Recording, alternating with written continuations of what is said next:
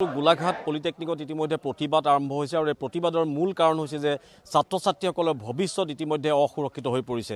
যোৱা 2 মাহ ধৰি গোলাঘাট পলিটেকনিকৰ যি শিক্ষক আছিলে এই শিক্ষকসকলক ইয়াৰ পৰা লৈ যোৱা হ'ল, যাৰ বাবে মাত্ৰ 2জন শিক্ষকে এইসকল ছাত্ৰ ছাত্ৰীক তেওঁলোকক পাঠদান কৰিবলগীয়া হৈছে আৰু যাৰ বাবে তেওঁলোকৰ শিক্ষা জীৱনৰ এই যি ভৱিষ্যত, শিক্ষা জীৱনৰ ভৱিষ্যত তেওঁলোকৰ ইতিমধ্যে অন্ধকাৰ হৈ পৰা বুলি তেওঁলোকে উল্লেখ কৰিছে। পূৰ্বেও এনেধৰণৰ ঘটনা ইতিমধ্যে সংঘটিত হৈছে যে ইয়াৰ পৰা যিসকল শিক্ষক থাকে, ফেকাল্টি হিচাপে যিসকল থাকে তেখেতসকলক ইয়াৰ পৰা আঁতৰাই লৈ যোৱা হয় বেলেগলৈ আৰু তাৰপিছত এইসকল ছাত্ৰ ছাত্ৰীৰ ভৱিষ্যত অন্ধকাৰ হৈ পৰে।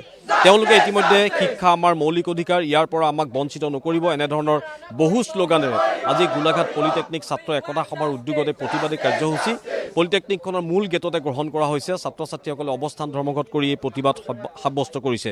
মই অকণমান তোমাৰ ওচৰলৈ আহিছোঁ।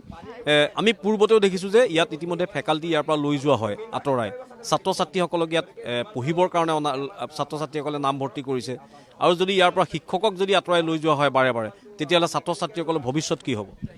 আচলতে এখন আমাৰ এখন ইনষ্টিটিউট হয়, ইঞ্জিনিয়াৰিং ইনষ্টিটিউট। আমাক ইয়াত অকল আপোনাৰ শিক্ষা অকল পঢ়ুৱালে নহ'ব, আমাৰ ইয়াত আপোনাৰ হাতে কামে ৱৰ্কশ্বপ থাকে, সকলোতে আমাক টিচাৰ্ছ লাগে। এজনকৈ যদি আমাৰ পৰা টিচাৰ্ছ লৈ যায় আমাৰ ভৱিষ্যতটো অন্ধকাৰৰ দিশে গৈ আছে। আচলতে সোণৰ অসম গঢ়িবলৈ চৰকাৰে যত্ন কৰিছে। এতিয়া আপোনাৰ বাহিৰত গৈ ৱৰ্ল্ড ৰেকৰ্ড কৰিব বিচাৰিছে, নাচনি নচুৱাইছে। সেই তেনেকৈ নচোৱাতকৈ আমাৰ যদি ভৱিষ্যতৰ কাৰণে যদি শিক্ষাগুৰুসকলক প্ৰতিষ্ঠানখনত যদি নিযুক্তি দিয়ে, তেতিয়া আমাৰ ছাত্ৰ ছাত্ৰীসকলৰ উন্নতি হ'ব বুলি আমি ভাবোঁ। আমি দাবী কৰিছোঁ যে আমাৰ শিক্ষাগুৰুসকলক ঘূৰাই দিয়ক, শিক্ষকসকলক ঘূৰাই দিয়ক। কি হ'ব এতিয়া? শিক্ষক লৈ যোৱা হ'ল, 2জন মাত্ৰ শিক্ষক আছে। আচলতে এইটো বহুত দুখ লগা কথা। আমি আচলতে ষ্টুডেণ্ট হৈ পেলাই আমাৰ গোলাঘাট পলিটেকনিকৰ দৰে এখন চৰকাৰী প্ৰতিষ্ঠানত আহি পেলাই আমি এইদৰে তেওঁলোকক পঢ়িবৰ বাবে আমি ভিক্ষা কৰিব লগা হৈছে। ইয়াতকৈ লাজৰ কথা আমাৰ অসম দেশত কি হ'ব পাৰে? তেওঁলোকে 25,000 টকা দি পেলাই নাচনি নোচোৱাই তেওঁলোকে ৱৰ্ল্ড ৰেকৰ্ড বনাইছে। তেওঁলোকে হাজাৰটা ৱৰ্ল্ড ৰেকৰ্ড কৰক, কোনো ধৰণৰ ফাৰাক নপৰে। আমাক তেওঁলোকে বাছ যোনটো আমাৰ বেছিক আমাৰ শিক্ষা তেওঁলোকে সেইটো প্ৰদান কৰক, আমি সেয়া চৰকাৰক আহ্বান জনাম। আৰু যিহেতু আৰু এটা কথা আমি দাবী কৰিব বিচাৰিম যে তেওঁলোকে যদি এটা সময়তে যদি এক্সাম পাতে, যিহেতু আমাৰ চিলেবাছ কমপ্লিট হোৱা নাই, আৰু আমি এটা দাবী কৰিম যে আমাৰ চিলেবাছ কমপ্লিট নোহোৱাকৈ আমি কোনো পধ্যে এক্সামত নবহোঁ আৰু আমাৰ প্ৰথমতে চিলেবাছ কমপ্লিট কৰক তেওঁলোকে, সোনকালে যিমান পাৰে সোনকালে তেওঁলোকে আমাক শিক্ষাগুৰুসকল আমাক দিয়ক আৰু তাৰপিছত আমি এক্সাম দিম। ইতিমধ্যে কিছু সময়ৰ পূৰ্বে শিক্ষামন্ত্ৰীগৰাকীয়ে কৈছে যে অসমৰ পলিটেকনিকসমূহত 147গৰাকী ফেকাল্টি অলৰেডি নিযুক্তি দিয়া হৈছে, শীঘ্ৰে দিয়া হৈছে, ইমিডিয়েট দিয়া হৈছে। গতিকে পৰীক্ষাত বহিবৰ কাৰণে আহ্বান জনাইছে। আমাৰ ওচৰত শিক্ষাই নাই, আমাৰ ওচৰত সেই শিক্ষাগুৰুৱে নাই। টিভিত কৈ লাভ নাই নহয়। আমাৰ শিক্ষাগুৰু আহক, আমি তেতিয়াহে দেখিম।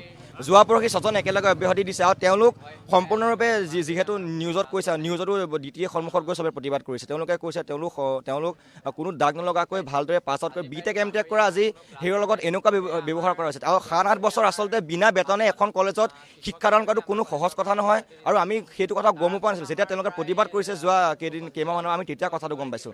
আৰু তেওঁলোকে বেতনো পোৱা নাই। তেওঁলোকৰ 5-6 মাহ বেতন বন্ধ কৰি আমাৰ 4th গ্ৰেডসকলৰ আজি 13 মাহে তেওঁলোকে দৰমহা পোৱা নাই। এতিয়া পালি নাই গম নাপাই। ৰিচেণ্টলি আমাৰ প্ৰতিবাদ আজি আমি আৰম্ভ কৰিছোঁ। তেওঁলোকে আমি যিমান সোনকালে তেওঁলোকে পাৰে আমাক শিক্ষাগুৰুসকলক দিয়ক। আমি বেলেগ একো বস্তু বিচৰা নাই, আমাক বা যোনটো শিক্ষা লাগে আমি শিক্ষা বিচাৰিছোঁ। কিন্তু যদি তেওঁলোকে যদি কম দিনৰ ভিতৰতে যদি আমাৰ দাবীসমূহ, আমাৰ সাধাৰণ দাবী কোনো আমি বেছি হেৰি কৰা নাই, আমাৰ দাবীসমূহ যদি মানি ল'ব নোৱাৰে, তেতিয়াহ'লে আমি সদৌ অসম ভিত্তিত আমি যিহেতু অকল আমাৰ পলিটেকনিকখনতে এইটো সমস্যা নহয়, সেইটো সকলোৱে গম পায় সকলোতে, তেতিয়া আমি সদৌ অসম ভিত্তিত প্ৰতিবাদ সাব্যস্ত কৰিবলৈ আমি বাধ্য হ'ম। হয়, ইতিমধ্যে মই কৈছোঁ যে ছাত্ৰ ছাত্ৰীসকল প্ৰতিবাদত নামিছে গোলাঘাট পলিটেকনিকৰ আৰু এইসকল ছাত্ৰ ছাত্ৰীয়ে কৈছে যে তেওঁলোকৰ বেলেগ দাবী একো নাই। শিক্ষকসকল ঘূৰাই দিয়ক আৰু শিক্ষক দিয়াৰ লগে লগে তেওঁলোকৰ ভৱিষ্যত সুৰক্ষিত হ'ব আৰু ছাত্ৰ ছাত্ৰীসকলৰ যি পৰীক্ষা আছে শীঘ্ৰে তেওঁলোকে পৰীক্ষাত বহিব। আৰু এই কথাও ইতিমধ্যে শিক্ষামন্ত্ৰীগৰাকীয়ে জনাইছে যে শিক্ষামন্ত্ৰীগৰাকীয়ে ইতিমধ্যে কৈছে যে 147গৰাকী ফেকাল্টি ইতিমধ্যে দিয়া হৈছে ইমিডিয়েট।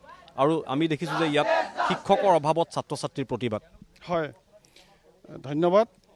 আজি যিটো ছাত্ৰ ছাত্ৰীসকলৰ প্ৰতিবাদ হৈছে বৰ দুখ লগা কথা। শিক্ষাৰ কাৰণে তেখেতসকলে আজি প্ৰতিবাদ কৰিব লগা হৈছে। আজি এই 18খন পলিটেকনিকৰ ভিতৰত যিখিনি শিক্ষক নিযুক্তি দিছিলে তেখেতসকলক বৈধভাৱে নিযুক্তি হৈছিলে। তেখেতসকলে যথেষ্ট কোৱালিফিকেশ্যন থকা শিক্ষক আছিলে। তেখেতসকলক আজি 64জন শিক্ষক আজি অতি চৰকাৰে বিনা কাৰণত চাকৰি পৰা অব্যাহতি দিছে। বৰ দুখৰ কথা। মোৰ ছোৱালীও ইয়াত পঢ়ি আছে, কিন্তু তাই কৈছে যে দুখ কৰিছে 2 দিন ক্লাছ হোৱা নাই দেউতা, গতিকে আপোনালোকে এটা ব্যৱস্থা কৰক। আমি সেই হিচাপে আজি গাৰ্জেন হিচাপে আহি ইয়াত উপস্থিত হৈ ইয়াত সঁহাৰি জনাইছোঁহি। গতিকে মই মুখ্যমন্ত্ৰী আৰু শিক্ষামন্ত্ৰীক অনুৰোধ জনাইছোঁ যাতে এই সমস্যা অতি সোনকালে সমাধা কৰি চৰকাৰে এটা সৎ চিন্তা কৰে আৰু ছাত্ৰী ছাত্ৰীসকলৰ ক্ষেত্ৰত ধেমালি নেখেলি তেখেতসকলৰ শিক্ষাৰ যিটো প্ৰাপ্য সেইটো যাতে তেখেতসকলে পায়, তাৰ কাৰণে মই এই গাৰ্জেন হিচাপে মই চৰকাৰক আহ্বান জনাইছোঁ। অভিভাৱকসকল ইয়াত ইতিমধ্যে উপস্থিত হৈছে ছাত্ৰ ছাত্ৰীসকলৰ লগত, আৰু তেওঁলোকে যেতিয়ালৈকে তেওঁলোকৰ এটা সাধাৰণ দাবী বুলি জনাইছে যে শিক্ষকক আমাক লাগে, আৰু শিক্ষক যদি নিদিয়ে তেতিয়াহ'লে প্ৰতিবাদ অব্যাহত থাকিব, পৰীক্ষাটো নবহে, আৰু চৰকাৰলৈ আহ্বান জনাইছে অতি শীঘ্ৰে শিক্ষক ইয়াত নিযুক্তি দিয়ক আৰু সকলোখিনি সমস্যা সমাধান হ'ব।